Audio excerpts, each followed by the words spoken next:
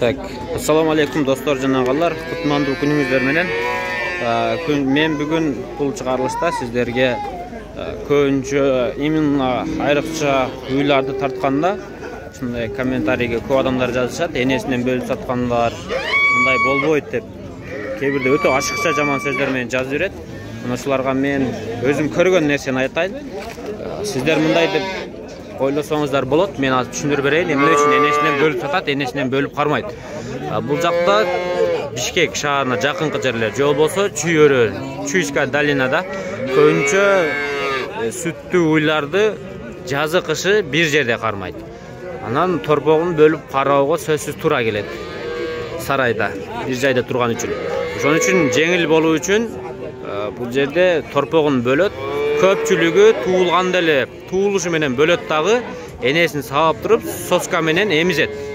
Торпок курсагы тойгондон кийин 2-3 күн ошентип эмизет. 2-3 күндөн кийин кадимки эле идишке, чоңураак идишке энесинин сүтүн куюп туруп, саагандан кийин, колдо саап алгандан кийин суу эмизгендей кылып эмизип үйрөтөт. Кадимки эле сүттү кийин бир аз үйрөнгөндөн кийин суу ичкендей кылып эле иче берет. Мына ушундай туугандар. Мисалы, могу торпок энесин эмип тоюш үчүн 5 мүнөт убакыт кетсе, бул 1 мүнөттө сүттү жутуп алат, болду. Колго жеңил. Анан жанагы энесин көргөндө эмем деп жүгүрө бербейт. Ушундай кичинесинен өмүр бою эсинен чыгып калат. Бирок биринчи туулганда башында эмизип койгон болсоңуздар, кийин эстеп кете берет. Анда жөн эмет дагы, анан идиш менен дагы ичип үйрөнгөн болуп калат. Бул жерде базарда көбүнчө ошондой сурайт. Энесин эмеби же идиш менен эмеби деп туруп сурап өтөт. Ошондон дагы баарлашып, ошого дагы өзүнчө баа коюлса керек. Биз дагы практикадан өткөн мына ушундай туугандар. Бул бөлүп сатат экен дегендер сасына болбоңуздар. Колго жеңил болуусу үчүн ушундай.